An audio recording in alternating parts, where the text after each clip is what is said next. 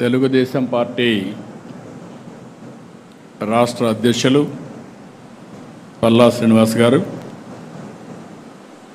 Telugu Desam party జాతీయ ప్రధాన కార్యదర్శి లోకేష్ గారు, ఈ కార్యక్రమానికి ఆహ్వానించినటువంటి కేంద్ర రాష్ట్ర ప్రభుత్వాలకు సంబంధించిన మంత్రివర్గ సభ్యులు, మన పార్టీకి సంబంధించి గౌరవ పార్లమెంట్ సభ్యులు, గౌరవ శాసన సభ్యులు, గౌరవ శాసన మండలి సభ్యులు, నియోజకవర్గాల ఇన్ఛార్జీలు,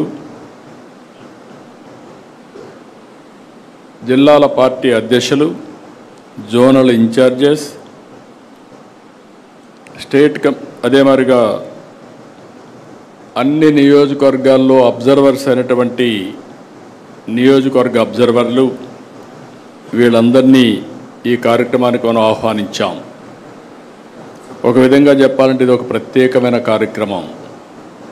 ఫోకస్ అప్రోచ్ తీసుకోవాలనే ఉద్దేశంతోనే ఎవరైతే పదవుల్లో ఉన్న వారిని ఆహ్వానించి ఈ కార్యక్రమాన్ని ఏ విధంగా లాస్ట్ మైలుకి తీసుకుపోవాలనో మీ అందరికీ చెప్పడమే కాకుండా దీన్ని అమలు చేయడం కూడా విత్ ప్రిసిషన్ అండ్ పర్ఫెక్షన్ చేయాలనే ఉద్దేశంతోనే ఈ కార్యక్రమానికి శ్రీకారం చుట్టాం. ఈరోజు మన ప్రభుత్వం వచ్చి సంవత్సరం అయింది. ఏడాది పాలన నిర్ణయాలు, కార్యక్రమాలని, పథకాలని, పనుల్ని, విజయాల్ని ప్రజల్లోకి తీసుకెళ్లేందుకు సుపరిపాలన తొలి అడుగు మొన్నే తలపెట్టాం. మొదటి సంవత్సరం సుపరిపాలన తొలి అడుగు అనే పేరుతో పెట్టి మళ్ళీ ప్రజల జీవన ప్రమాణాలు పెంచడానికి, పునరంకితం కావడానికి మొన్నే ఒక వినూత్నమైన కార్యక్రమానికి శ్రీకారం చుట్టాం. ప్రజాప్రతినిధులు, అధికార యంత్రాంగం ఇద్దరు కూడా దగ్గర 2000 మందితో ఒక కార్యక్రమానికి శ్రీకారం చుట్టి ఈ సంవత్సరం ఏం చేశాం, రాబోయే సంవత్సరం ఏం చేయాలి, 5 సంవత్సరాల్లో మనం ఏం చేయబోతున్నాం, 2047కి రాష్ట్రాన్ని ఏ విధంగా ముందుకు తీసుకుపోతామో ఒక నిర్దిష్టమైనటువంటి టార్గెట్స్తో ఆ కార్యక్రమంలో చర్చించాం. ఇందులో కూడా మీరు ఒక్కసారి చూస్తే ఇక్కడ ఉండే వాళ్ళందరం కూడా పాలసీ మేకర్స్. ఇటు శాసనసభలో చట్టాలు తేవాలన్నా, పార్లమెంట్లో చట్టాలు తేవాలన్నా ఇక్కడ మనకు ఒక ప్రత్యేకత ఉంది. ఇక్కడ అసెంబ్లీలో మనం ఒకసారి చూస్తే మనం ఒక ఎన్డీఏ గవర్నమెంట్లో ఉన్నాం. కూటమి ప్రభుత్వం ఉంది. ఈ కూటమి ప్రభుత్వంలో మెయిన్ పార్టీ తెలుగుదేశం పార్టీ, ఇంకొక పక్క జనసేన, అదే మరిగా బీజేపీ, ముగ్గురం కూడా ఉన్నాం. ఈ ముగ్గురు 3 పార్టీలు కలిసి ఎప్పటికప్పుడు సమన్వయంతో ముందుకు పోతున్నాం. మనం అందరం ఒక్క విషయం గుర్తుపెట్టుకోవాల్సిన అవసరం ఉంది. 5 సంవత్సరాలు ఈ రాష్ట్రంలో అనేక ఇబ్బందులు పడ్డాం. ప్రజలు కూడా అనేక ఇబ్బందులు పడ్డారు. అడుగడుగున అణచివేసే ధోరణితో ముందుకు పోతే మనం అందరం కలిసి ఆ రోజు నేను కానీ, పవన్ కళ్యాణ్ గారు కానీ, బీజేపీ కానీ అందరం కలిసి విధ్వంసం నుంచి మళ్ళీ వికాసం వైపు రాష్ట్రాన్ని పునర్నిర్మాణం చేస్తామని చాలా స్పష్టమైన హామీ ఇచ్చాం. దీన్ని నమ్మారు. నమ్మడమే కాదు, నేను రాజకీయాల్లో చూస్తే తెలుగుదేశం పార్టీ అనేక సందర్భాల్లో ఒక దిగ్విజయాల్ని సాధించాం. కానీ అవన్నీ కంపేర్ చేసుకుంటే 94% స్ట్రైక్ రేటుతో మొన్న ఎన్నికల్లో అఖండ విజయాన్ని సాధించి పెట్టారంటే అది మన మీద ఉండే నమ్మకం అని మరొక్కసారి మీ అందరికీ విజ్ఞప్తి చేస్తున్నా. ఆ నమ్మకాన్ని, ప్రజల్ని, ఆశల్ని, యాస్పిరేషన్స్ని కాపాడుకోవాల్సిన బాధ్యత మన పైన ఉంది. ఏ ప్రభుత్వం అయినా సరే చేసిన పనులు చెప్పుకోవాలి. ఏ నాయకుడైనా సరే ప్రజల్లోకి వెళ్ళడంలో నామోషి పడకూడదు. పదే పదే మీరు ఎంత తిరగగలిగితే అంత మీరు రాణించే పరిస్థితి ఉంటుంది. ప్రజలకు మీరు ఎంత అందుబాటులో ఉంటే ప్రజలు మిమ్మల్ని ఆదరించే పరిస్థితి వస్తుంది. ఈ విషయం మనం గుర్తుపెట్టుకోవాలి. పని చేయడం ఒక ఎత్తు, ప్రజలకు అందుబాటులో ఉండడం ఇంకొక ఎత్తు. మనం చేసిన పనులు పదే పదే ప్రజలకు చెప్పడం కూడా ఇంకొక విధానం. అదే సమయంలో కొన్ని పనులు కాకపోతే ఎందుకు కాలేదో చెప్పడం కూడా మన బాధ్యత. ఇంకొక పక్క మీరు గుర్తుపెట్టుకోవాల్సింది, ఏదైతే ఈరోజు ప్రజా సమస్యల్ని పరిష్కారం చేస్తూ ప్రజల్లో ఒక తృప్తిని మనం చూడాల్సిన అవసరం ఉంది. ఇంకొక పక్క భవిష్యత్తు పైన ఒక భరోసా, ఒక నమ్మకాన్ని కల్పించవలసిన బాధ్యత మనందరిపైన ఉంది. ఇవి రెండూ రావాలంటే మనం చేసే పనుల మీద ఆధారపడుతుంది, నాయకుడి యొక్క విశ్వాసం పైన ఆధారపడుతుంది. ఈ విషయం కూడా మీరు గుర్తుపెట్టుకోవాలి. మొన్న ఎన్నికల్లో ఎన్ని విన్యాసాలు చేసినా, ఎన్ని దౌర్జన్యాలు చేసినా నిలబడుకున్నాం, పోరాడాం, సఫర్ అయ్యాం. కానీ ప్రజలు మేమున్నామని అండగా నిలబడి, మొన్న చూస్తే నేను నా చరిత్రలో చాలా ఎన్నికలు చూశాను, కానీ ఫస్ట్ టైం మొన్న ఎన్నికలు నేను చూస్తే ఎక్కడ కూడా వీలైనంత వరకు తప్పులు చేయకుండా స్ట్రాటజీలో ముందుకు పోయాం. అలయన్స్ దగ్గర నుంచి, అభ్యర్థుల ఎంపిక దగ్గర నుంచి నిర్మోహమాటంగా అందరికీ చెప్పవలసిన విషయాలు చెప్పాం. గెలిపే ధ్యేయంగా ఆలోచించాం. అందుకే మీరు ఒక్కసారి చూస్తే మొన్న ఎన్నికల్లో దగ్గర చాలామంది కొత్త వాళ్ళు, పార్లమెంట్ అయితే మెజారిటీ కొత్త వాళ్ళు, అసెంబ్లీ కూడా మెజారిటీ కొత్త వాళ్ళు, ఫస్ట్ టైం వచ్చిన వాళ్ళు చాలామంది వచ్చారు. రెండోది మీరు చూస్తే సోషల్ రీఇంజనీరింగ్ చేశాం. రాష్ట్రంలో మొట్టమొదటిసారిగా జనాభా దామాషా ప్రకారం అన్ని మతాలకి, అన్ని కులాలకి ప్రత్యేక అన్ని ప్రాంతాల్లో న్యాయం చేయాలనుకున్నాం, న్యాయం కూడా చేశాం. ఇవన్నిటి వల్ల ప్రజల్లో ఒక విశ్వాసం పెరిగింది. ఆ విశ్వాసం మొన్న ఎన్నికల్లో బ్రహ్మాండంగా వచ్చే పరిస్థితి వచ్చింది. ఓసారి గతాన్ని కూడా గుర్తుపెట్టుకోవాలి. తెలుగుదేశం పార్టీ ఎప్పుడు పనులు చేయక ఓడిపోలేదు. 2000 మన పార్టీ పెట్టినప్పటి నుంచి ఈ రాష్ట్రానికి సంక్షేమం అందించిన పార్టీ, సంక్షేమాన్ని ఏ విధంగా చేయాలనో చేసి చూపించిన పార్టీ తెలుగుదేశం పార్టీ. ఆ నాయకుడు నందమూరి తారక రామారావు గారు అనే విషయం మనం గుర్తుపెట్టుకోవాలి. ఒకప్పుడు పరిపాలన అంటే రెగ్యులేటర్ అనుకునే పరిస్థితి నుంచి పరిపాలనకు డెఫినేషన్ మార్చిన పార్టీ తెలుగుదేశం పార్టీ. ఇంకొక పక్క 95 నుంచి నేను ముఖ్యమంత్రి అయినప్పుడు మీరు చూస్తే ఫస్ట్ టైం అప్పుడే ఆర్థిక సంస్కరణలు పివి నరసింహారావు గారు తీసుకొచ్చారు. ఆర్థిక సంస్కరణలు అందిపుచ్చుకుని సెకండ్ జనరేషన్ రిఫార్మ్స్ అమలు చేశాం. మిడ్ 90sలో 94, 95 ప్రాంతంలో ఇంటర్నెట్ రెవల్యూషన్ వచ్చింది. దాన్ని ఫస్ట్ అడ్వాంటేజ్ తీసుకున్నది మనమే తీసుకున్నాం. ఇవన్నీ కలిసి వచ్చి ఈరోజు మన అభివృద్ధికి ఒక మారుపేరుగా, ఒక వ్యక్తిత్వానికి మారుపేరుగా మనం ముందుకు పోయే పరిస్థితికి వచ్చాం. అదే సమయంలో మీరు చూస్తే నేను పదే చెప్పాను 95 CBN అని. నిర్మోహమాటంగా చెప్పేవాడిని. తప్పులు చేసిన వాళ్ళకి క్లియర్గా చెప్పడం, అదే మరి ఏ అధికారి తప్పు చేసినా క్లియర్గా చెప్పడం, ఒకవేళ అధికారి చెప్తే కూడా మారకపోతే, ఎవరైనా మారకపోతే వాళ్ళపైన చర్య తీసుకోవడం నేను చేసిన పని. దానివల్ల బ్రహ్మాండమైన ఫలితాలు వచ్చాయి. 99 నుంచి పనులు చేశాం. అదే సమయంలో రాజకీయాలు మర్చిపోయాం, ప్రజలకు చెప్పలేకపోయాం. ఎప్పుడు కూడా మీరు గుర్తుపెట్టుకోవాల్సింది, చేసే పనిని ఎప్పటికప్పుడు ప్రజల దగ్గరికి తీసుకుపోవడం. ఏదైనా ప్రజల మనోభావాలకు భిన్నంగా ఉంటే ఎప్పటికప్పుడు కరెక్ట్ చేసుకుంటూ ముందుకు పోవాల్సిన అవసరం ఉంది. 2014-19 విభజన తర్వాత మీరు ఒక్కసారి చూస్తే ఆ రోజు చాలా అనుమానాలు కూడా ఉన్నాయి ప్రజల్లో.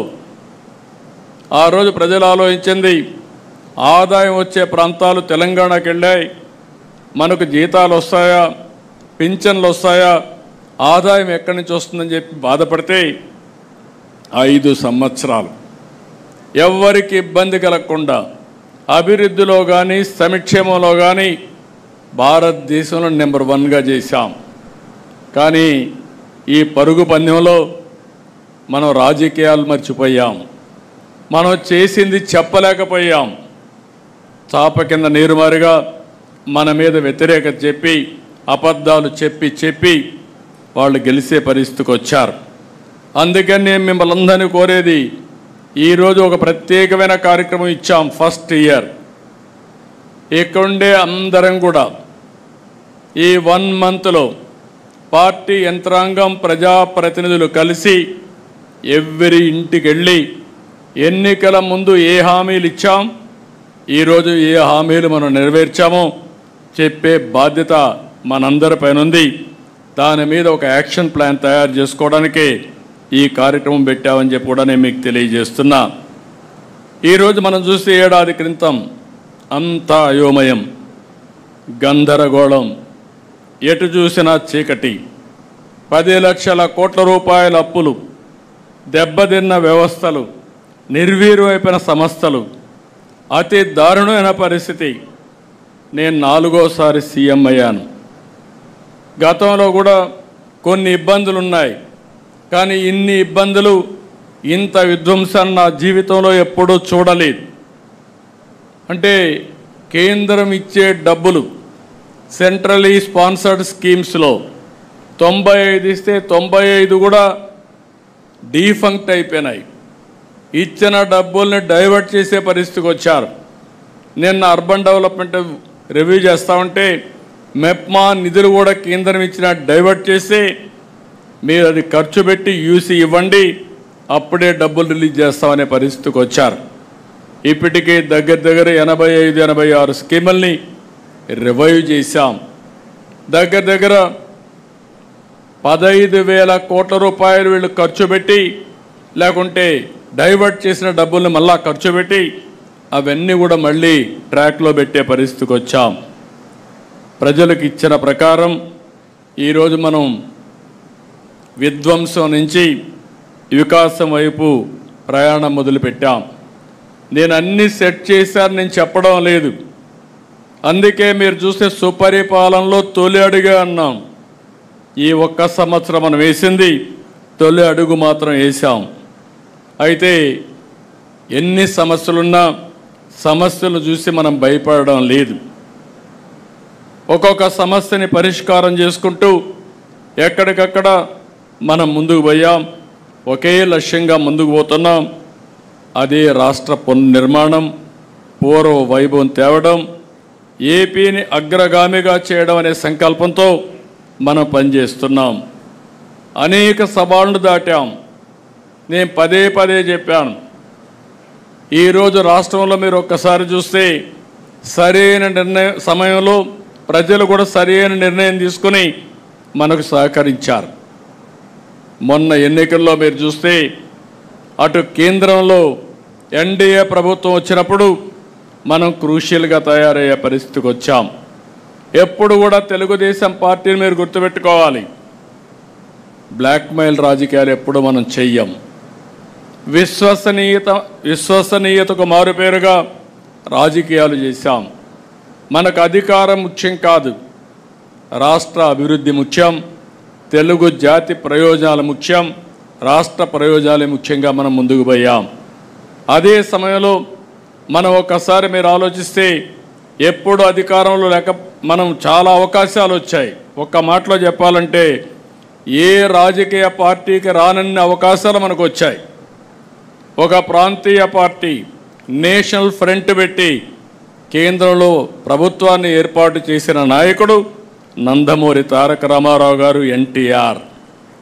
ఆ తర్వాత యునైటెడ్ ఫ్రంట్ పెట్టి 2 గవర్నమెంట్ని మనం ఏర్పాటు చేశాం. ఆనాటి గవర్నమెంట్లోనే ఎర్రమనాయుడు గారు కేంద్ర మంత్రిగా ఉత్తరాంధ్ర నుంచి వచ్చారు. తర్వాత ఈరోజు రామ్మోహన్ నాయుడు కేంద్రంలో మంత్రిగా ఉండే పరిస్థితికి వచ్చారు. అదే సమయంలో మీరు ఒకసారి ఆలోచిస్తే ఎన్డీఏ 1 వాజ్పేయి గారి గవర్నమెంట్, ఆ రోజు మెజారిటీ సభ్యులు, సుస్థిరమైన ప్రభుత్వానికి తెలుగుదేశం పార్టీ కూటమిలో భాగస్వాములై చిత్తశుద్ధితో పనిచేశాం. 2014లో మళ్ళీ అవకాశం వచ్చింది. 2024లో మళ్ళీ మనకు అవకాశం వచ్చే పరిస్థితికి వచ్చింది. కేంద్రంలో ఎప్పుడు అవకాశాన్ని వచ్చినా మనం ఆ అవకాశాన్ని రాష్ట్ర అభివృద్ధి కోసమే ఉపయోగించుకుంటున్నాం. ఈ రోజు కానీ కేంద్ర ప్రభుత్వం కానీ సహకారం లేకపోతే వెంటిలేటర్ పై నుండే రాష్ట్ర ఆర్థిక పరిస్థితిని బయట తీసుకొచ్చే పరిస్థితి కూడా లేదు. వారు సహకరించారు. దాంతో ఒక్కొక్క సమస్యని పరిష్కారం చేసుకుంటూ ముందుకు పోతున్నాం.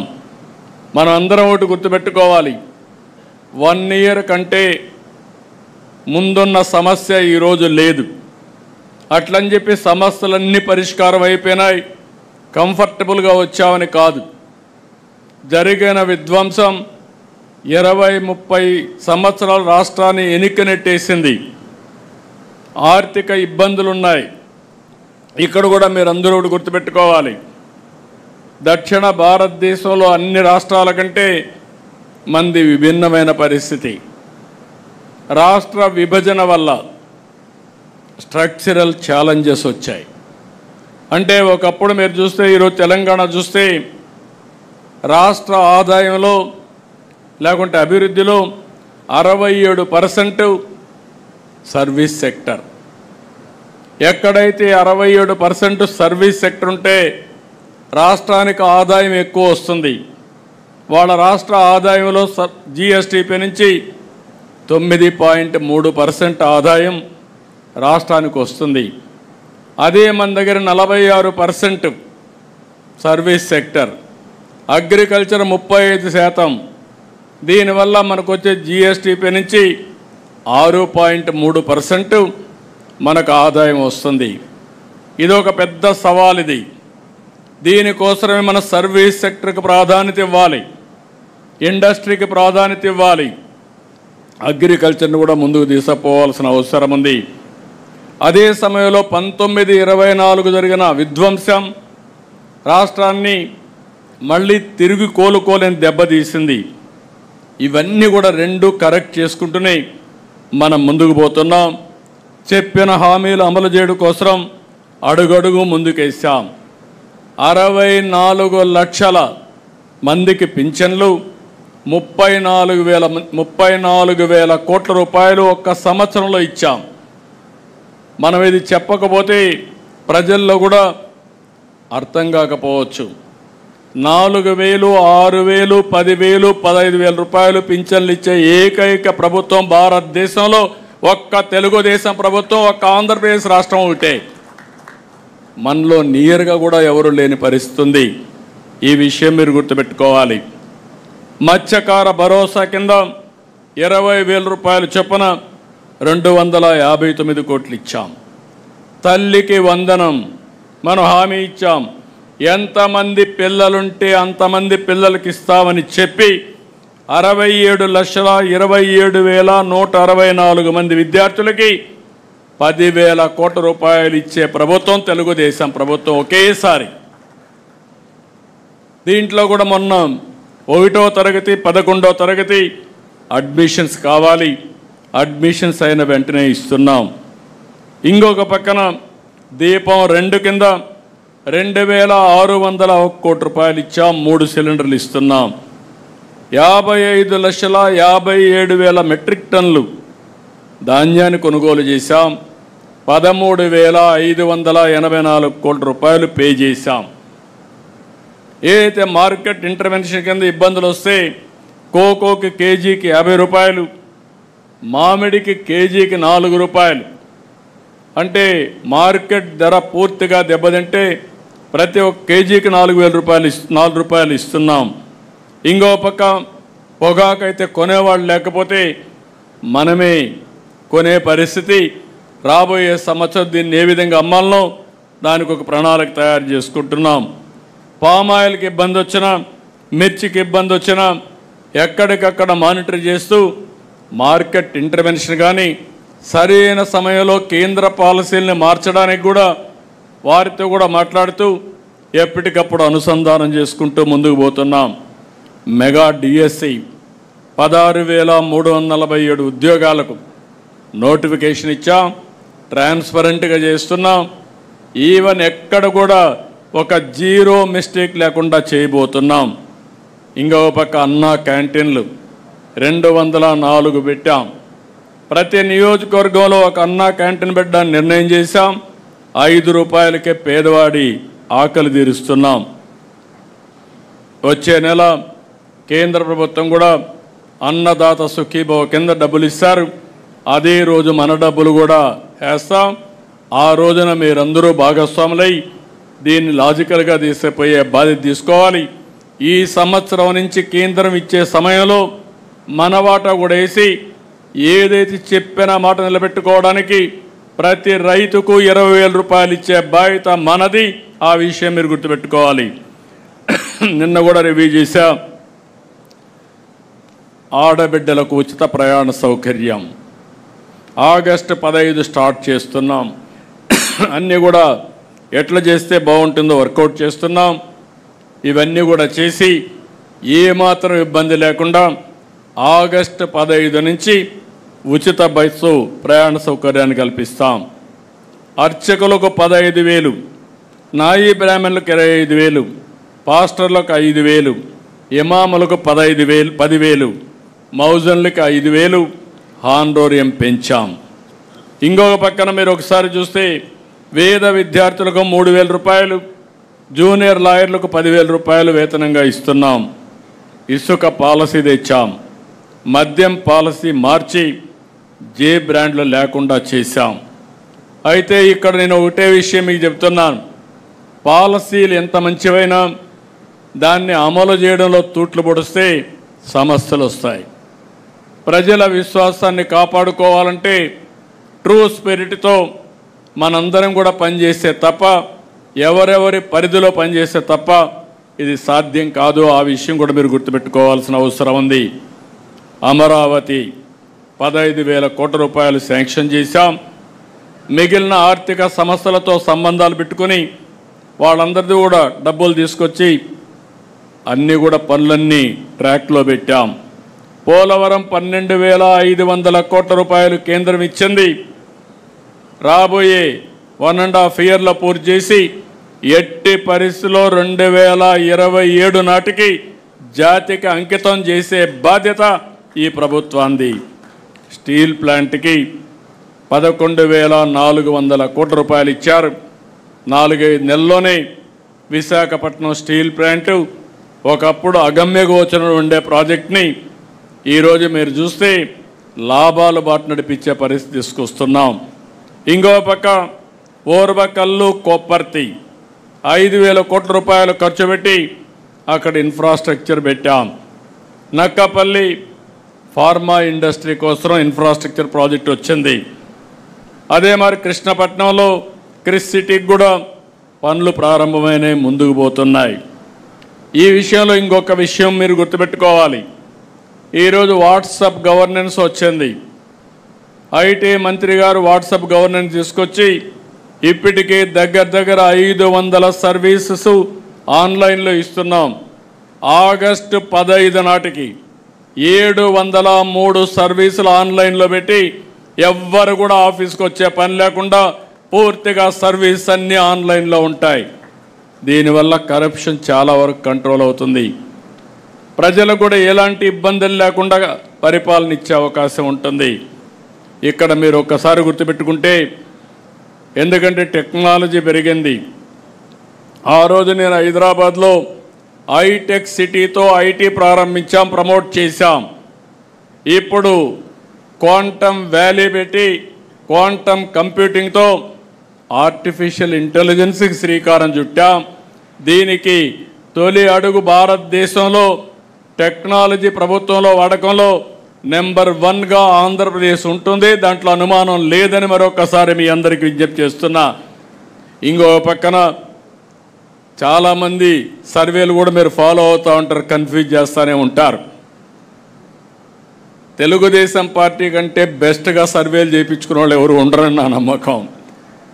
నేను ఒక్క సర్వే పైన ఆధారపడను. అనునిత్యం అనేక విధాలుగా సమాచారం వస్తూనే ఉంటుంది. క్యూఆర్ కోడ్ మొదలుకొని, డిజిటల్ పెనిట్రేషన్ మొదలుకొని, క్యాపీ మీరు ఏ సర్వేలన్నా ఎవరేం చెప్పినా వాళ్ళది ఒక సర్వే.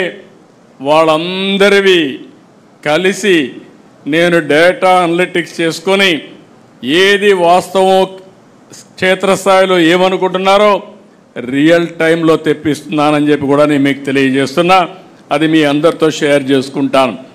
నేను ఒకటే విజ్ఞప్తి చేస్తున్నా, మనం ఏమనుకుంటున్నాం అనేది కాదు, ప్రజలు మనల గురించి ఏమనుకుంటున్నారు అది ముఖ్యం. ఒక వ్యక్తి మీద కానీ ఒక ప్రభుత్వం మీద కానీ అది అనునిత్యంగానే మనం తెప్పించుకోగలిగితే మనం తప్పులు చేయడం మానేస్తాం. నేను ఆ విషయంలో కూడా చూస్తున్నాను. ఏ నాయకుడు ఏ విధంగా పనులు చేస్తున్నాడు. ఒక ఆయన ఎక్కువ బాగా పనులు చేస్తాడు, అంతకంటే ఎక్కువ చెడ్డ పేరు తెచ్చుకుంటాడు. ఒక ఆయన తక్కువ పనులు చేస్తాడు, ఎక్కువ మంచి పేరు తెచ్చుకుంటాడు. ఒక ఆయన చేసిన పని కరెక్ట్గా చెప్పుకోగలుగుతున్నాడు, దానివల్ల ఫలితాలు మెండుగా వస్తున్నాయి. ఇలాంటి డిఫరెంట్ మోడల్స్ ఉన్నాయి. ఈరోజు ప్రభుత్వంలో కానీ పార్టీలో కానీ రెండు పక్కల మీరు ఒకసారి చూస్తే క్షేత్రస్థాయి నుంచి రాష్ట్ర స్థాయి వరకు ఎప్పటికప్పుడు అధ్యయనం చేసి దాన్ని కరెక్ట్ మెజర్స్ కూడా తీసుకుంటున్నాం. నేను మిమ్మల్ని అందరినీ ఒకటే కోరుకుంటున్నా, మళ్ళీ మీరు గెలవాలని. మీరు ఓసారి తెలుగుదేశం పార్టీ ఒక కుటుంబం, బీ క్లియర్. ఈరోజు ఎర్రమనాయుడు గారు ఆ రోజు పార్టీకి పనిచేస్తే ఈరోజు రామ్మోహన్ నాయుడు గారు కేంద్ర మంత్రి అయ్యారంటే అది కుటుంబ వ్యవస్థని పదే నేను చెప్తున్నా, అదే చేస్తున్నామని చెప్పి మీ అందరికీ విజ్ఞప్తి చేస్తున్నా. బాలయోగి ఉన్నప్పుడు, ఆయన చనిపోయినప్పుడు హరీష్ అయితే చాలా చిన్నవాడు.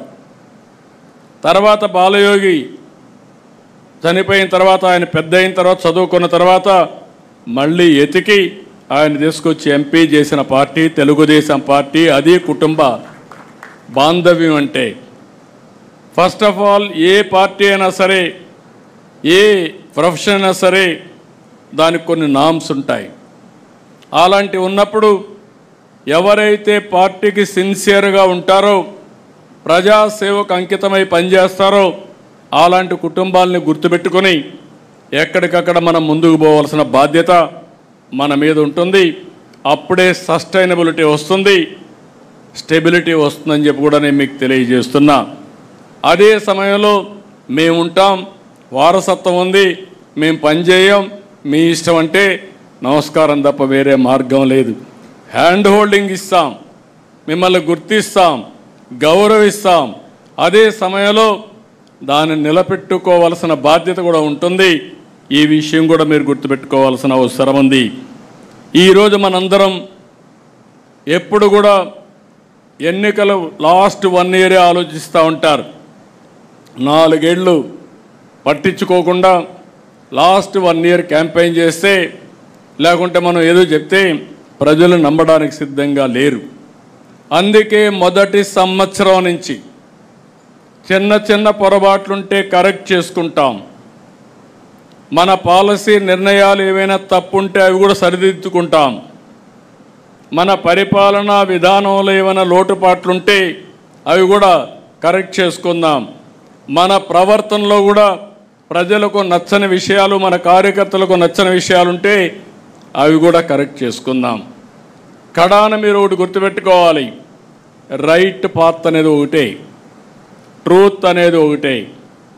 ప్రజలు మెచ్చాలి, కార్యకర్తలు ఆమోదించాలి. తెలుగుదేశం పార్టీ ఎన్నికలప్పుడు ఏ మెజారిటీ వచ్చిందో దానికంటే అనునిత్యం ఇంకా మెజారిటీ పెంచుకునే విధంగా ప్రజా విశ్వాసాన్ని పెంచుకోవడం కోసం మనం పనిచేస్తున్నామని చెప్పి కూడా నేను మీకు తెలియజేస్తున్నా. ఇది మీకు అందరికీ కూడా కొంత కొత్త అనిపించవచ్చు, ఏంటి ఇవన్నీ అవసరం అని అనిపించవచ్చు. కానీ మనం చేసే పనులు నేను డిఫరెంట్ టైమ్స్లో డిఫరెంట్ చేశాను. ఒకప్పుడు 95లో మీరు ఒకసారి చూస్తే నేను వస్తున్నానంటే రాష్ట్రంలో అందరూ భయపడిపోయేవాళ్ళు. ఎక్కడ హెలికాప్టర్ ఎక్కుతానో తెలియదు. ఐఏఎస్ ఆఫీసర్లు కానీ, మన మంత్రులు కానీ, మన ఎమ్మెల్యేలు కానీ అందరికీ భయం ఉండేది. అందుకే తప్పులు చేయడానికి సాహసించేవాళ్ళు కాదు. ఇప్పుడు కాలం మారింది, కానీ టెక్నాలజీ వచ్చింది. మీకు పదే పదే సమాచారం తీసుకొని చెప్పడం, చెప్పకపోతే మీరు వినకపోతే మీరే కాదు అధికార యంత్రాంగం కూడా ఏ విధంగా ప్రజాహితం కోసం పనులు చేయాలనో అవి మాత్రం తప్పవని మరొక్కసారి తెలియజేస్తున్నా. నిన్నే స్టార్ట్ చేశాను. ఇప్పటికే 4 ఎమ్మెల్యేలు పిలిపించి మాట్లాడాను. 1-to-1 మాట్లాడుతున్నా. అవసరమైతే ప్రతిరోజు 1 గంట పెట్టుకుంటా. ఒక 4 మీతో మాట్లాడతా. నిర్మోహమాటంగా మీకు చెప్తా. మీరు చెప్పింది వింటా. మళ్ళీ నేను గైడ్ చేస్తా. మారితే శుభం, మారకపోతే మనం ఏ విధంగా ముందుకు పోవాల్సిన అవసరం ఉంది. ఈ విషయం కూడా నేను చాలా స్పష్టంగా ఉన్నా. మొహమాటం లేదు, ఎవరి విషయంలో మొహమాటం లేదు.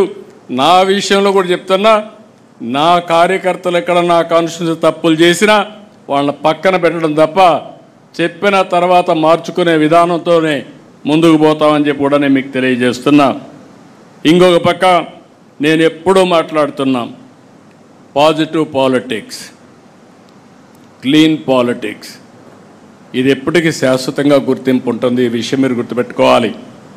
ఈ దేశంలో ఎవరు మాట్లాడుండరు. 2000 రూపాయలు రద్దు చేయాలని ఆ రోజు చెప్పా, 1000 రూపాయలు రద్దు చేయాలని ఆ రోజు చెప్పా. ఈరోజు 500 రూపాయలు కూడా రద్దు చేయాలని చెప్తున్నాను. ఎవరి దగ్గర డబ్బులుంటే సేవా కార్యక్రమాలు చేసి మంచి పేరు తెచ్చుకోండి, కానీ ఎన్నికల్లో ఓట్లు కొనడం అనేది చాలా బాధాకరం. 5 సంవత్సరాలు పనులు చేసి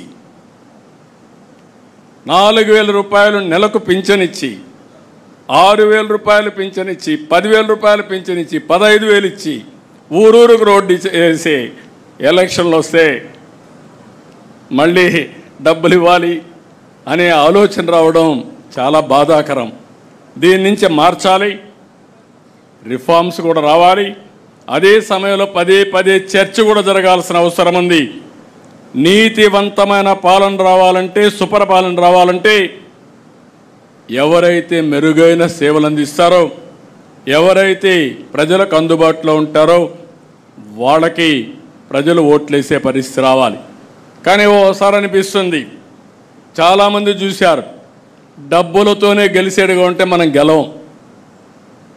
మొన్న ఎన్నికల్లో కూడా అవతల వాళ్ళు మనకంటే ఎక్కువ ఖర్చు పెట్టినా 11 సీట్లే వచ్చాయి. అంటే అక్కడ డబ్బులు పనిచేయమని తేలిపోయింది. కానీ మనం మాత్రం ఆ సమయం వస్తే ఆత్రపడతా ఉంటాం, ఆరుద్దా ఉంటుంది. ఇలాంటి సమస్యలు ఉన్నాయి. దీన్ని కూడా ప్రజా చైతన్యంలో భాగంగా మనం మాట్లాడాల్సిన అవసరం ఉంది. అందుకని ఆదర్శవంతమైన రాజకీయాలు చేద్దాం, అభివృద్ధి రాజకీయాలు చేద్దాం. మళ్ళీ వైకుంఠపాడి వద్దని పదే పదే ప్రజలకు కూడా చెప్పాలి. పైకి ఎక్కడం, మళ్ళా కిందికి పడడం, మళ్ళా సరిచేయడం, మళ్ళీ దీన్ని అధ్వానమైన పరిస్థితి ఇవ్వడం, ఇది కరెక్ట్ కాదు. ఇది కూడా మనం చేయాల్సిన అవసరం ఉంది. కంటిన్యూటీ ఆఫ్ గవర్నెన్స్ చాలా ముఖ్యం. ఇది ఇంటర్నేషనల్గా చూడండి, దేశంలో చూడండి. ఈరోజు మన సింగపూర్ చూస్తే 60 సంవత్సరాలుగా ఒకే పార్టీ 4 ప్రధానమంత్రులు. సింగపూర్ ఆ స్థాయికి రావడానికి కారణం ఆ రాష్ట్రంలో రాజకీయ విధానం, సుస్థిరమైన పాలన, సమర్థవంతమైన విధానాలని చెప్పి కూడా నేను మీకు తెలియజేస్తున్నా. మన దేశంలో మనం చూస్తున్నాం, గుజరాత్ 25 ఏళ్ళ నుంచి ఒకే పరిపాలన, ఒకే పార్టీ. యూపీ మొన్నటి వరకు యూపీలో రౌడీజం, మాఫియాలు, ఈరోజు రౌడీజం పోయింది, మాఫియాలు పోయినాయి, అభివృద్ధి జరిగే పరిస్థితి వస్తూ ఉంది. లా అండ్ ఆర్డర్ కంట్రోల్ చేసే పరిస్థితికి వచ్చారు. 11 సంవత్సరాలుగా ప్రధానమంత్రి నరేంద్ర మోడీ గారు వాళ్ళ మోడల్ని రామ్మోహన్ నాయుడు గారు మధ్యాహ్నం మాట్లాడినప్పుడు చెప్తారు, అనునిత్యం అందరూ పనులు చేస్తూనే ఉంటారు. మన చంద్రశేఖర్ గారు ఉన్నారు, వాళ్ళు డ్యూటీ వేస్తూ ఉంటారు. ప్రజలతో అనుసంధానం కావడం దినచర్యలో ఒక భాగంగా పెట్టుకుని ముందుకు పోయే పరిస్థితి వచ్చారు. అందుకే ఈరోజు మీరు చూస్తే 11వ స్థానం నుంచి ఆర్థిక వ్యవస్థ దేశంలో 4వ స్థానానికి వచ్చే పరిస్థితి వచ్చింది.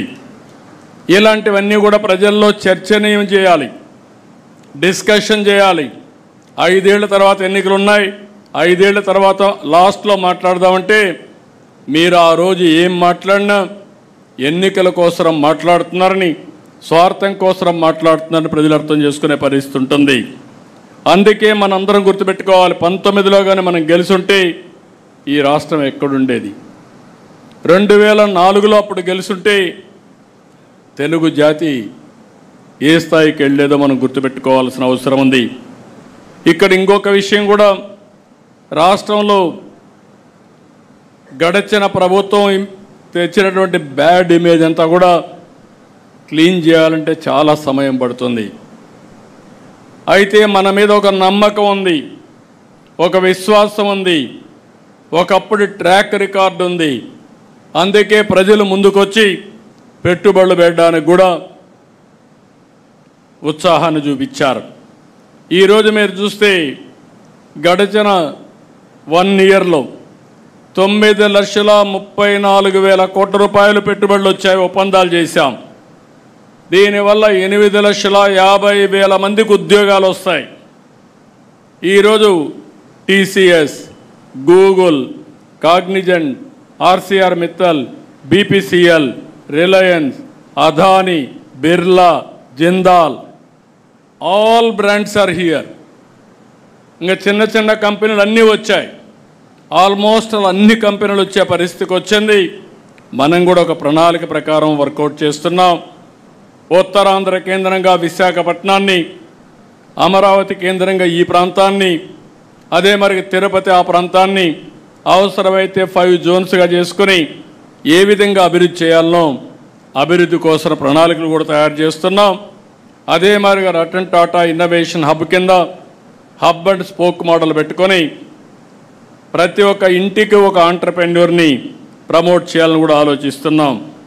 ఇంకొక పక్క మీరు చూస్తే ఉత్తరాంధ్ర సుజల స్రవంతి, దీనికి కూడా శ్రీకారం చుట్టాం.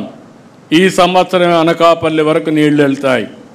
రాబోయే సంవత్సరం విశాఖపట్నం నుంచి అవసరమైతే దీన్ని వంశధార వరకు కూడా కనెక్ట్ చేసే దానికోసం ఒక ఆలోచన పెట్టుకొని ముందుకు పోతున్నాం.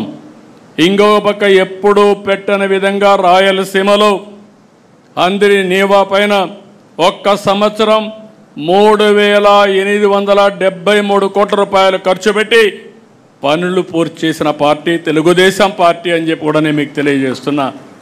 ఇది మనం చెప్పకపోతే, పదే పదే చెప్పకపోతే ప్రజలకు అర్థం కాదు. ఈ విషయం కూడా మీరు గుర్తుపెట్టుకోవాలి. ఇంకొక పక్క రాయలసీమలో aerospace, defence, automobile, electronics, food processing పరిశ్రమలు తీసుకొస్తున్నాం. ఓర్వకల్లో డ్రోన్ సిటీ, తిరుపతిలో లేపాక్షి, కడపలో జిందాల్తో steel plant, Kopparthi industrial park కూడా తీసుకొస్తున్నాం. విశాఖపట్నంలో పెద్ద ఎత్తున యు నేమ్ ఎనీథింగ్ అన్నీ కూడా వచ్చే పరిస్థితి వచ్చింది. గూగుల్ వస్తూ ఉంది, విమానాశ్రయం పూర్తి అవుతూ ఉంది, ఇంకో మెట్రో తీసుకొస్తున్నాం. ఇంకో పక్క 2 స్టీల్ ప్లాంట్లు. అంటే భారతదేశంలో ఒక జిల్లాలో ఇంత పెద్ద ఎత్తున స్టీల్ ప్రొడ్యూస్ చేసే రాష్ట్రం లేదు, జిల్లా లేదు. అలాంటి మిత్తల్ది కానీ ప్లస్ విశాఖపట్నం స్టీల్ ప్లాంట్ 2 వచ్చే పరిస్థితికి వచ్చింది. ఇంకొక పక్కన మీ అందరికీ పదే పదే చెప్పాను, PM Surya Ghar roof top solar 20 లక్షల ఫ్యామిలీస్లో మనం దీన్ని తీసుకెళ్లాలనుకున్నాం. నిన్నే కుప్పంలో టెండర్ పిలిచారు, బాగానే కాస్ట్ ఎఫెక్టివ్గా వచ్చింది. దాన్ని రోల్ అవుట్ చేయమన్నా త్రూఅవుట్ ది స్టేట్ చేస్తున్నాం. మీ క్యాంపెయిన్లో ఇది కూడా మీరు తీసుకోవాలి. ఎవరైతే ఎస్సీ ఎస్టీలకి పూర్తిగా మనమే పెట్టి ఫ్రీ కరెంట్ ఇస్తాం, వాళ్ళకి కానీ సర్ప్లస్గా కానీ ప్రొడ్యూస్ చేస్తే అది గ్రిడ్కి ఇస్తే అదనంగా వాళ్లకు మానిటైజేషన్ వస్తుంది. అదే మాదిరిగా బీసీలకు 98,000 వరకు 3 కిలోవాట్ల వరకు వాళ్ళు సోలార్ పెట్టుకోవడానికి వెసులుబాటు ఇస్తాం. అదే సమయంలో ఓసీలకు కూడా 70,000 రూపాయలు మనం సబ్సిడీ ఇచ్చే విధంగా, దగ్గర 78,000 రూపాయలు సబ్సిడీ ఇచ్చే విధంగా ఎన్ని కిలోవాట్లు పెట్టుకున్నా ఇచ్చే ఏర్పాటు చేస్తాం. దీన్ని ప్రమోట్ చేయాలి, మన కార్యకర్తలకు కూడా చెప్పాలి. దీన్ని పెట్టుకోగలిగితే కరెంటు ఛార్జీలు కట్టే పరిస్థితి ఉండదు. అవసరమైతే అదనంగా ఉత్పత్తి అయితే ఈవీ వెహికల్స్కి ఛార్జింగ్ చేసుకునే అవకాశం కూడా వస్తుంది. కుసుమ్ కూడా పెట్టాం. ఎవరైనా ముందుకు రైతులు వస్తే కుసుమ్ కింద వాళ్లకు ఫ్రీగా పెట్టించి అదనపు కరెంటు అమ్ముకునే విధంగా, అదనపు కరెంటు వాళ్ళు వేరే విధంగా వాడుకోవడానికి కావాలంటే ఇంటికి వాడుకోవడానికి కూడా పెడతాం. ఇవన్నీ మనం చేసిన పనులు చెప్తూనే జరిగే రాజకీయాలు కూడా మీరు చెప్పాలి. నేడు రాజకీయాలు పూర్తిగా మారిపోయినాయి. ఈరోజు మీరు ఒకసారి చూస్తే ఎకనామిక్ టెర్రరిస్టులు వచ్చే పరిస్థితి వచ్చింది. పదే పదే మనం మాట్లాడుతున్నాం, టెర్రరిజం ప్రపంచానికే పెద్ద ప్రమాదం అని. అదే సమయంలో ఎకనామిక్ టెర్రరిజం కూడా దేశ ఆర్థిక వ్యవస్థకి, రాష్ట్ర ఆర్థిక వ్యవస్థకి అంతే ప్రమాదం. ఇంకో పక్క క్రిమినల్స్ రాజకీయ ముసుగులో తిరుగుతున్నారు. నేను పదే పదే చెప్పాను, ఈ విషయం కూడా మీరు అధ్యయనం చేసుకోవాల్సిన అవసరం ఉంది. తీవ్రవాద సమస్య, ఫ్యాక్షన్ పాలిటిక్స్, అదే సమయంలో కమ్యూనల్ వైలెన్స్, రౌడీజం నిర్మోహమాటంగా అణిచివేశాం. అక్కడ రాజీ లేదు, అడ్డంకులు లేవు. కానీ ఇక్కడ వచ్చింది అలాంటి రౌడీలే రాజకీయ ముసుగేసినప్పుడు ఆ ముసుగులో కానీ మనం ఏమారి ఏమాత్రం కూడా అప్రమత్తంగా ఉండకపోతే చాలా ప్రమాదం వస్తుంది. అదే జరిగింది. 2019 ఎన్నికల ముందు వివేకానంద రెడ్డి హత్య ఒక ఉదాహరణ. ఆ రోజు నేనే ముఖ్యమంత్రి, ఇప్పుడే నాయకులందరూ ఉన్నారు. ఎన్నికల్లో చాలా బిజీగా ఉన్నాం సీట్ల పంపిణీలో. తెల్లవారితో నిద్రలేస్తే వార్త సాక్షి పేపర్లో గుండెపోటుతో చనిపోయాడు. నేను కూడా నమ్మాను. నేను ఎప్పుడు ఒక అనుమానంగా చూస్తాను, ఏ విషయం మీరు చెప్పినా చెవులో పెట్టుకుంటూనే ఇంకొక చెవులో ఆలోచిస్తూ ఉంటాను, ఇది చెప్పింది కరెక్టా లేదా అని వెరిఫికేషన్ చేసుకుంటాను. అలాంటి నేను వెరిఫికేషన్ చేసుకోకుండా నమ్మా. టైం పాస్ అయింది. డెవలప్మెంట్స్ ఎప్పుడూ మీకోసం నా కోసం ఆగవు. ఈ విషయం కూడా మీరు గుర్తుపెట్టుకోవాలి. ఇది ఒక కేస్ స్టడీ మీ మనసుల్లో ఉండాలి. తెల్లవారితో ఇది జరిగింది. ఎవరైతే చేసిన వ్యక్తులు జాగ్రత్తగా ఉన్నారు, ప్రణాళికలు రచించుకుంటున్నారు, మనం మాత్రం కంట్రోల్ చేయాల్సిన వ్యక్తులం ఏమరపాటుకు గురయ్యాం. ఏమరపాటుకు గురవుతానే అక్కడి నుంచి మీరు చూస్తే తీరిగ్గా హైదరాబాద్ నుంచి కారు వచ్చాడు. ఆయన కుమార్తె అడిగింది పోస్ట్ మార్టం చేయమని. అప్పటికే బాక్స్ కూడా రెడీ అయిపోయింది. అంటే అతి దారుణంగా చంపేసి మెదడంతా బయట వచ్చే విధంగా గొడ్డలతో నరికి రూము బాత్రూమ్ అంతా బ్లడ్ అయిపోయి దాన్నంతా కడిగి బాక్స్లో పెట్టి ఆ బాడీని కూడా ఎక్కడికక్కడ కుట్లేసి మళ్ళీ గుడ్లు కప్పేసి అంత్యక్రియలు చేయడానికి సిద్ధమైపోయే పరిస్థితికి వచ్చారు. అప్పుడు తీసుకుపోయి పోస్ట్ మార్టం చేస్తే ఇమ్మీడియట్గా ఇది గొడ్డలు వేయటం తేలిన 5 నిమిషాల్లో మాట మార్చేసి నా తండ్రి చనిపోయాడు, ఈరోజు మా బాబాయిని కూడా చంపేశారు, నేను అనాథ అయిపోయానని చెప్పితే ఈ రాష్ట్రం నమ్మింది, మనం మోసపోయాం. ఒక్క విషయం మీరు గుర్తుపెట్టుకోవాలి, ఉండేవాళ్ళు పాలసీ మేకర్స్ ఉన్నాం, పాలసీని ఎగ్జిక్యూట్ చేసే మంత్రులు ఉన్నాం. ఆ రోజు కానీ మనకు ఆలోచన వచ్చి కరెక్ట్గా 1 గంట 2 గంటలు అక్కడ అన్నీ వదిలిపెట్టండి, 2 గంటలు మనం ఆలోచించి అప్పటికప్పుడే మొత్తం రికార్డ్స్ అన్ని సీజ్ చేసి దోషులను కానీ అరెస్ట్ చేసుంటే మనం ఓడిపోయేవాళ్ళం తమ్ముళ్ళు ఎమ్మెల్యేలు మీరు గుర్తుపెట్టుకోవాలి. That is politics. Right time, తప్పు చేసినా ఏది జరిగినా రైట్ టైంలో సరైన నిర్ణయం తీసుకుంటే అక్కడి నుంచి ఏదైనా కంట్రోల్ చేసే అవకాశం వస్తుంది.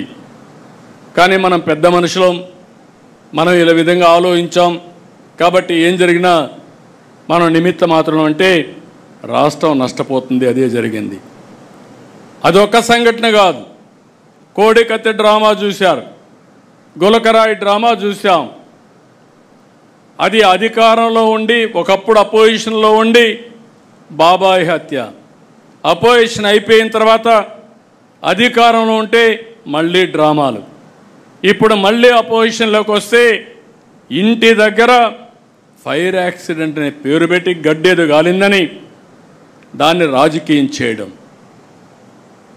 అది చేసినప్పుడు మీ ఇంట్లో టీవీలు ఉన్నాయి, సీసీటీవీ కెమెరాలు ఉన్నాయి, డేటా ఇమ్మంటే నేను డేటా ఇవ్వను, నువ్వేం చేసుకుంటా చేసుకో, కానీ మీరు నాకు సెక్యూరిటీ లేకుండా చేస్తాను ఎదురుదాడి చేయడం.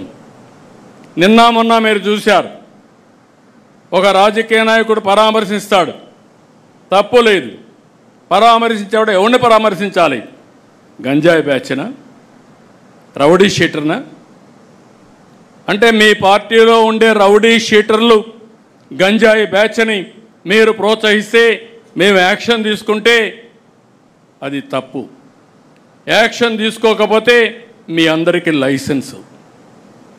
రాష్ట్రం అంతా వెళ్ళి ఇష్టానుసారంగా 3 సంవత్సరాల ఆడబిడ్డలపైన అత్యాచారాలు చేస్తూ ఉంటే వీళ్ళని వదిలిపెట్టాల. వదిలిపెట్టకుండా ఫర్మ్ యాక్షన్ తీసుకుంటే పోలీసులు ఎక్సెస్గా బిహేవ్ చేస్తున్నారని మాట్లాడతారు. అది అయిన తర్వాత మీరు చూశారు, రెండోది నేరుగా గుంటూరు సత్తెనపల్లిలో మీరు జరిగింది చూస్తే ఎంత దారుణంగా జరిగిందో ఒక్కసారి మీరు గుర్తుపెట్టుకోండి. కారులో పోతూ కారు కింద hit and run, hit and go, చక్రాల కింద మనిషి పడిపోతే మనమైతే దారిలో ఉంటే పక్కన యాక్సిడెంట్ అయితే నిలబెట్టి ముందు వాళ్ళని హాస్పిటల్కి పంపించి పరామర్శించి టైం ఉంటే మనమే తీసుకుపోయి హాస్పిటల్కి పంపించిన తర్వాత మళ్ళీ ప్రయాణం కొనసాగిస్తాం, ఎంత అర్జెంట్ అయినా. అది సోషల్ రెస్పాన్సిబిలిటీ.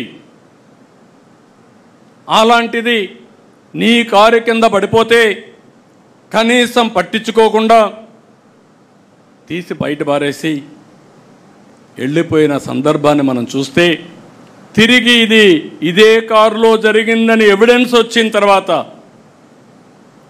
పేపర్ ఉందని, టీవీ ఉందని ఎదురుదాడి చేసే పరిస్థితి వస్తే ఎక్కడికి పోతున్నాం రాజకీయాలు? అంటే ఎలాంటి కరుడు గట్టినటువంటి వ్యక్తి ఎలాంటి నేర రాజకీయాలు చేస్తూ సమాజాన్ని అతలాకుతలం చేస్తూ ఉంటే తిరిగి ఆడబిడ్డలపైన హత్యలు జరుగుతున్నాయి, రోడ్డు యాక్సిడెంట్లు జరుగుతున్నాయి, లేకుంటే రౌడీజం జరుగుతూ ఉంది, దొంగతనాలు జరుగుతున్నాయంటే దానికి మనం జవాబుదారీతనంగా ఉండాలి. అందుకే నేను చెప్పాను, టెక్నాలజీ కూడా ఉపయోగిస్తున్నా. ఎవ్రీవేర్ టెక్నాలజీ కూడా ఉపయోగించి ఎవరైనా సరే తప్పులు చేస్తే వాళ్ళని సాక్ష్యాధారాలతో పెట్టి ప్రజల్లో చైతన్యం తీసుకొచ్చి వీళ్ళ అరాచకాలకు అడ్డుకట్టేసే విధంగా ఈరోజు కార్యక్రమాలు చేస్తున్నాను. నాకు కావాల్సింది ఒకటే గుర్తుపెట్టుకోండి, public safety is most important. ఎవడైనా సరే తప్పు చేస్తే అలాంటి వారిని కఠినంగా శిక్షించి లా అండ్ ఆర్డర్ కాపాడడం తెలుగుదేశం పార్టీ బాధ్యత, ఎన్డీఏ బాధ్యత. ఆ విషయం వీళ్ళు గుర్తుపెట్టుకోవాల్సిందిగా మరొక్కసారి కోరుతున్నా. ప్రజలకు కూడా ఈ విషయాలు తెలియాల్సిన అవసరం ఉంది. కులం పేరుతో రెచ్చగొడతారు, మతం పేరుతో రెచ్చగొడతారు. ఒక పాస్టర్ హైదరాబాద్ నుంచి బయలుదేరి వచ్చి తాగుతూ వచ్చి కడాన యాక్సిడెంట్ చనిపోతే ప్రభుత్వం చంపేసిందని పెడతారు, పోలీసులు చంపేశారని పెడతారు. నేను సమాచారం ఇమ్మంటాను, సాక్ష్యాలు ఇమ్మంటాం, సమాధానం చెప్పరు. వెనకుండే రాజకీయాలు చేస్తారు. ఇలాంటి నీతి మాలిన రాజకీయాలు చేస్తే రాజకీయ ముసుగు తీసి నేరస్తులను నేరస్తులుగానే ట్రీట్ చేస్తామని మరొకసారి మీ అందరికీ విజ్ఞప్తి చేస్తున్నా. ఇక్కడ మీకు కూడా గుర్తుపెట్టుకోవాల్సింది, ఎప్పుడు కూడా అబద్ధం అనేది చాలా పవర్ఫుల్. ఇది నిజం గడప దాటేసరికి అబద్ధం ఊరంతా చుట్టొస్తుంది. ఆ అబద్ధం మీకే అనుమానం వచ్చేస్తుంది, నేను నిజం చెప్తున్నానా లేకపోతే నేను కూడా మోసపోయానా అని అనుమానం కలిగే పరిస్థితి వస్తుంది. అందుకే ప్రతి ఒక్కరు కూడా అప్రమత్తంగా ఉండడమే కాకుండా మీకు ఎన్ని పనులున్నా వాస్తవాన్ని ప్రజలకు చెప్పడంలో, పదే పదే చెప్పడంలో మీరు చొరవ తీసుకోవాల్సిందిగా నేను మిమ్మల్ని కోరుతున్నా. ఎందుకంటే మీరు అందరం గుర్తుపెట్టుకోవాలి, ఈ దేశ రాజకీయాల్లో ఇది కొత్త అలవాటు, పోకడ. ఏ రాజకీయ పార్టీ పేపర్ పెట్టుకోలేదు, ఏ రాజకీయ పార్టీ టీవీ పెట్టుకోలేదు, ఏ రాజకీయ పార్టీ ఇంత బరిదిగించి డబ్బులు సంపాదించి ఆ డబ్బులతో మళ్ళా మేనేజ్మెంట్కి పోయే పరిస్థితుల్లో లేరు. ఇలాంటివి వచ్చినప్పుడు అయితే ఇవి సర్వైవ్ అవుతాయని అనుకోను. ఆ పేపరే కాపాడితే, ఆ టీవీయే కాపాడితే 11 సీట్లు వచ్చేటివి కాదు. కానీ ప్రజల్లో కన్ఫ్యూజన్ చేయడానికి, లేకుంటే ప్రజల్ని మభ్యపెట్టడానికి పనికొస్తాయి. దీన్ని కూడా మనం అప్రమత్తంగా ఉండి ఏం చేయాలో చేయాల్సిన అవసరం ఉంది. ఇప్పుడు సోషల్ మీడియా కూడా వచ్చింది, ఇది మరీ ప్రమాదంగా ఉంటుంది. వ్యక్తుల యొక్క క్యారెక్టర్ని అసాసినేషన్ చేసే విధంగా, ఆడబిడ్డల యొక్క అన్ని విధాల అవమానం చేసే విధంగా కూడా సోషల్ మీడియా వచ్చే పరిస్థితి వస్తుంది. గౌరవంగా బతకాలంటే గౌరవంగా బతికే వాళ్ళని కూడా ఇబ్బంది పెట్టే విధంగా వస్తుంది. ఇది కూడా మనం గుర్తుపెట్టుకొని, ఓసారి వాళ్ళు తిట్టే విషయాలు చూస్తూ ఉంటే సోషల్ మీడియాలో నాకే 2 నిమిషాలు మనసు అతలాకుతలం అయిపోతుంది, ఏంట్రా అని. అలాంటివి వస్తాయి. అయితే ఇది యథార్థం అని గుర్తుపెట్టుకొని దీన్ని ఏ విధంగా హ్యాండిల్ చేయాలనో ప్రివెంటివ్ కానీ అదే మరి ఫర్మ్ యాక్షన్ కూడా మనం చేయాల్సిన అవసరం ఉందని చెప్పి కూడా నేను మీకు తెలియజేస్తున్నా. ఈ రోజుల్లో నెల రోజులు నేను బ్రాడ్గా మీకు ఇండికేషన్ ఇచ్చాను. 1 మంత్ నా దగ్గర నుంచి లాస్ట్ మైల్లో ఉండే కేఎస్ఎస్ వరకు అందరం కూడా పేరుకు మన వాళ్ళు ఉన్నారనేది కాదు. ఈ 1 మంత్ ఎవ్రీ గడప మనం తొక్కాల్సిన అవసరం ఉంది. ప్రతి ఒక్క వ్యక్తిని మనం కలవాల్సిన అవసరం ఉంది. ఈ కష్టకాలంలో ఎన్ని ఇబ్బందులున్నా ఆర్థిక వ్యవస్థని మళ్ళీ గట్టెక్కించడానికి ఏమేం చేసాం చెప్పాల్సిన అవసరం ఉంది. ఇన్ని కష్టాల్లో ఇచ్చిన మాట నిలబెట్టుకోవడానికి అనునిత్యం ఏ విధంగా పనిచేస్తున్నామో చెప్పాల్సిన అవసరం ఉంది. మీకు ఒక విషయం చెప్పి నేను ముగిస్తాను. ఇటీవల మనం మాట ఇచ్చాం, కేంద్ర సహకారం తీసుకుంటున్నాం, మన ఆర్థిక వనరులన్నీ కూడా సమీకరించుకుంటున్నాం. ఎప్పుడూ లేని విధంగా నేను మళ్ళీ కమర్షియల్ ట్యాక్స్ అయితే, జిఎస్టీ అయితే జిల్లా అధికార యంత్రాంగంతో కూడా మాట్లాడుతున్నాను. వాళ్ళకు కూడా అకౌంటబిలిటీ ఫిక్స్ చేస్తున్నాను. వనరుల సమీకరణ కోసం ముందుకు పోతున్నాం. స్ట్రక్చరల్ ఛాలెంజెస్ని, ఇటీవల జరిగినటువంటి ధ్వంసాన్ని 2 నుంచి బయటపడేయడానికి అనేక విధాలుగా ఆలోచించి మాట నిలబెట్టుకోవడానికి సంక్షేమ కార్యక్రమాలు ఇవ్వాలి. నేను పదే పదే చెప్పాను, అభివృద్ధి సంక్షేమం 2 ప్యారలల్గా తీసుకెళ్తాం. అభివృద్ధి జరిగితే ఆదాయం పెరుగుతుంది, ఆదాయం పెరిగితే సంక్షేమానికి అభివృద్ధికి మళ్ళా నిధులు వస్తాయి. ఒక్కోసారి అప్పులు తెస్తే అప్పులు ఇచ్చేవాళ్ళు కూడా ఉండరు. కానీ 5 సంవత్సరాల్లో జరిగింది ఏంటి? అప్పులు తీసుకొచ్చారు. కడాన కొన్ని అప్పులు మీరు చూస్తే 25 సంవత్సరాలు మద్యపాన నిషేధాన్ని పెడతామన్న పార్టీ మద్యపానాన్ని తాకట్టు పెట్టి 25 సంవత్సరాలు తాకట్టు పెట్టి దగ్గర 25,000 కోట్ల రూపాయలు అప్పు తీసుకొచ్చే పరిస్థితికి వచ్చారు. ఎంఆర్ఓ ఆఫీసుల్ని తాకట్టులో పెట్టారు. ఇంకో పక్క మీరు చూస్తే ఎక్కడికక్కడ హాస్పిటల్స్ తాకట్లు పెట్టే పరిస్థితికి వచ్చారు. ఈరోజు మనం వచ్చిన తర్వాత ఏదైతే అమరావతి మానిటైజేషన్ ప్రాజెక్ట్ అది ఈరోజు రైతుల ముందుకు వచ్చారు, భూమి ఇచ్చారు, తిరిగి డెవలప్ చేసి వాళ్ళకి ఇస్తాం. కొంత భూమి ఆఫీసులు కానీ ఇన్ఫ్రాస్ట్రక్చర్ కడతాం, కొంత భూమి మిగిలితే కొన్ని సంస్థలు కూడా ఇచ్చి ఆ మిగిలిన దాన్ని అమ్మితే ఆ డబ్బులతో ఇన్ఫ్రాస్ట్రక్చర్ డెవలప్ చేసే పరిస్థితి వస్తుంది. అయితే ఈరోజు డబ్బులు రాదు, ఇప్పుడు అమ్మితే తక్కువ ధరలు ఉంటాయి, అభివృద్ధి పెరిగితే ధరలు పెరుగుతాయి. నేను హైదరాబాద్లో చూశాను, హైటెక్ సిటీ ప్రారంభించినప్పుడు ఆ ప్రాంతంలో ఎకరాలు ₹1,00,000, ఇప్పుడు 100 కోట్ల రూపాయలు. అది దాని విలువ.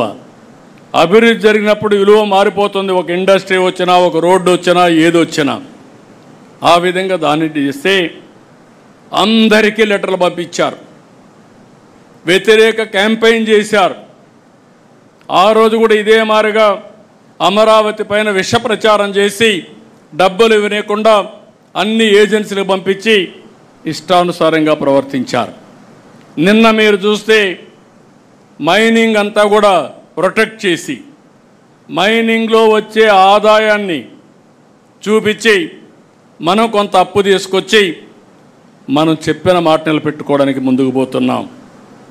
దానికి అందరికీ లెటర్లు రాసి ఏదో కాన్స్టిట్యూషనల్ వైలేషన్ అని, మీరు చేసింది చెప్పిన దానికి వ్యతిరేకంగా మద్యపాన నిషేధాన్ని తెస్తామని చెప్పి మద్యపానాన్ని 25 సంవత్సరాలు తాకట్టు పెట్టి డబ్బులు తేవడం అది తప్పు. నేను ఈరోజు short term, medium term, long term balance చేసుకుని అభివృద్ధిని పట్టాలెక్కించి ఆదాయాన్ని పెంచుకుంటూ తాత్కాలికంగా చెప్పిన మాట నిలబెట్టుకోవడానికి అదనంగా కొంత డబ్బులు తీసుకునే పరిస్థితి తీసుకొస్తున్నాం. ఇది తప్పు కాదు. కేంద్రం ఎంత ఇవ్వాలనో అంత తీసుకొచ్చాం. ఈరోజు మీరు చూస్తే పోలవరం డబ్బులు ఇచ్చారు, విశాఖపట్నం స్టీల్ ప్లాంట్కి ఇచ్చారు. మనకు ఇబ్బందులు ఉన్నాయంటే శాసక కింద డబ్బులు తీసుకొచ్చాం. అదే సమయంలో కొంత వెసులుబాటు కోసం మనం ఈ పనులు చేస్తామంటే అడ్డుపడి ఇవ్వకపోతే ఇవ్వలేదు, ఇస్తే ఎక్కడైనా డబ్బులు తెస్తే ఇవ్వనీయకుండా అడ్డుపడడం, ఇదేమి రాజకీయం నాకు అర్థం కావడం లేదు. అంటే ఇంత నీచమైన రాజకీయాలు కూడా చేసి మళ్ళీ ప్రజల్ని మెప్పించాలని ఆలోచించిన వాళ్ళని ప్రజల్లో మనం ఎడ్యుకేట్ చేయాల్సిన అవసరం ఉంది. నేను చాలా స్పష్టంగా ఉన్నాను. నా ఆలోచన short time, medium term, long term మూడు కూడా బ్యాలెన్స్ చేసుకొని సస్టైనబుల్ ఎకానమీతో ఆర్థిక వ్యవస్థ సుస్థిరత అదే మరికి స్టేబుల్గా చేసి దీన్ని బ్యాలెన్స్ చేయడం మన ఆలోచన. ఈ విషయాన్ని కూడా మీరు అర్థం చేసుకొని ప్రజల్లోకి తీసుకుపోవాల్సిందిగా నేను మిమ్మల్ని అందరినీ కోరుతున్నా. ఈ కార్యక్రమంలో కావలసిన లిటరేచర్ తయారు చేశాం, పార్టీ మొడాలిటీస్ కూడా తయారు చేశాం. మన వాళ్ళు అవన్నీ ఎక్స్ప్లెయిన్ చేస్తారు. అల్టిమేట్గా నేను ఒకటే చెప్తున్నా, ఎక్కువ మంది యంగ్స్టర్స్ ఉన్నారు, ఎక్కువ మంది ఫస్ట్ టైం ఎమ్మెల్యేలుగా ఎంపీలుగా అయిన వాళ్ళు ఉన్నారు. మీలో ఆలోచన విధానం ఇన్నోవేటివ్గా ఉండాలి. లేదంటే మీరు అర్థం చేసుకునే సమయానికి మీ 5 ఏళ్ళు అయిపోతే మళ్ళా మనం ఎక్స్ఎమ్మెల్యేలుగా ఉండాల్సి వస్తుంది. అది రాకుండా ఉండాలంటే ఎప్పటికప్పుడు కోపప్ చేసుకొని కరెక్ట్ మెజర్స్ చేసుకొని మీరు ముందుకు పోవాల్సిన అవసరం ఉంది. యాస్పిరేషన్స్ ఉన్నాయి, కార్యకర్తల్లో యాస్పిరేషన్స్ ఉన్నాయి, పబ్లిక్లో యాస్పిరేషన్స్ ఉన్నాయి. అదే సమయంలో ఈ 2 యాస్పిరేషన్స్ని ఫుల్ఫిల్ చేయాలంటే మళ్ళీ బ్యాలెన్సింగ్ ఉండాలి. ఎక్కడన్నా తప్పులు జరిగితే మళ్ళీ ఇబ్బందులు వచ్చే అవకాశం ఉంటుంది. ఈ విషయం కూడా మీరు గుర్తుపెట్టుకోవాలి. అందుకే ఈ మీటింగ్ తర్వాత మనకు ఒక ఐడియా వస్తుంది. మీరు 1 మంత్ మీరు నేను ప్రచారం చేస్తాం. నేను అయిన తర్వాత కూడా మళ్ళీ ఎప్పటికప్పుడు అనలైజ్ చేస్తా. గ్రాఫ్ పెరుగుతూ ఉందా, గ్రాఫ్ తగ్గుతుందా, కాన్స్టిట్యున్సీ కానీ వ్యక్తి కానీ రాష్ట్రం కానీ అన్నీ కూడా ఎక్కడికక్కడ దీన్ని అధ్యయనం చేసుకుంటూ మనం ముందుకు పోదాం. నేను ఎన్నికల ముందు ఒకే మాట మీకు చెప్పా, నన్ను డీటెయిల్స్ అడగద్దండి, సరైన నిర్ణయం తీసుకుంటాను ఆ రోజు చెప్పా. ఆ రోజు నన్ను నమ్మారు, ఎవరు క్వశ్చన్ చేయలేదు. అందుకే ఎప్పుడూ రానంత విజయం 94% స్ట్రైక్ రేట్ వచ్చిందంటే ఆ రోజు తీసుకున్న నిర్ణయాలే కారణం. ఇప్పుడు కూడా నా ప్రణాళిక 2029. ఆ విషయం మీరు గుర్తుపెట్టుకోండి. 1 year అయింది. నేను అందుకే పాంప్లెట్ వేసినప్పుడు కూడా పెట్టాను, సుపరిపాలనలో తెలుగు తొలి అడుగు 4.1 అంటే 4వసారి ముఖ్యమంత్రి మొదటి సంవత్సరం. ఇప్పుడు 2వ సంవత్సరం మీటర్ స్టార్ట్ అయింది. అప్పుడే 1 month అయిపోయింది. I'm calculating month, day, hour and year. So every నిమిషం ఆలోచించుకొని మనం చేయవలసిన పనులు గుర్తుపెట్టుకొని అవి చేస్తూనే అవి సమర్థవంతంగా ప్రజల్లోకి తీసుకుపోవడానికి మనందరం కూడా చేయాల్సిన అవసరం ఉంది. కార్యకర్తల్లో ఉత్తేజాన్ని తేవాలి. అది కూడా మళ్ళీ నేను మాట్లాడినప్పుడు చెప్తాను. అదే సమయంలో ప్రజలకు అందుబాటులో ఉండాలి. 2 కూడా బ్యాలెన్స్ చేసుకొని ముందుకు పోవాల్సి కోరుకుంటూ ఈ కార్యక్రమానికి వచ్చిన మిమ్మల్ని మళ్ళీ ఒకసారి చెప్తున్నా, ఆషామాషిగా తీసుకోవద్దండి, సీరియస్గా తీసుకోండి. అయితే ఇది నాట్ మరీ ఇది కూడా కాదు. నేను అందుకే పదే చెప్తున్నా, ఈ మధ్య హార్డ్ వర్క్ కాదు కావాల్సింది, స్మార్ట్ వర్క్. పార్టీలు కూడా కావాల్సిన స్మార్ట్ వర్క్ కావాలి. ఆ టెక్నిక్స్, ఆ స్కిల్స్ మీకు వస్తే చాలా ఈజీగా ఉంటుంది, సులభంగా ఉంటుంది. రెండవది ఎంజాయ్ చేసే అవకాశం కూడా వస్తుంది. ఎప్పుడు కూడా ఫెటిక్ వస్తుందంటే కారణం ఇష్టం లేకుండా పనిచేస్తే. ఇష్టం లేకుండా పనిచేస్తే కష్టం అనిపిస్తుంది, ఇష్టంగా పనిచేస్తే ఆనందాన్ని, ఎనర్జీని పెంచుతుంది. ఈ విషయం కూడా మీరు గుర్తుపెట్టుకోవాల్సిందిగా మరొక్కసారి కోరుకుంటూ, ఆ దిశగా సుపరిపాలనలో తొలి అడుగు గ్రాండ్ సక్సెస్ అయ్యేట్టుగా 30 days. ఇంకొక పని లేదు, no exemption, no permissions, no టానా, నో ఆట. మీరు అవన్నీ పెట్టుకుంటే మాత్రం ఈడ లేనిపోని ప్రాబ్లమ్స్ వస్తాయి. టాటా చెప్పేస్తారు. మీరు ఆట టానా ఆడిపోతే మీకు టాటా ఇక్కడ చెప్పేస్తారు, అక్కడి నుంచి మీరందరూ ఫినిష్ అయిపోతాం. కాబట్టి ఇవన్నీ గుర్తుపెట్టుకోవాలి. There is no substitute. అందరం కలిసి సమిష్టిగా పనిచేద్దామని మరొక్కసారి విజ్ఞప్తి చేస్తూ అందరికీ నమస్కారాలు. Thank you one and all.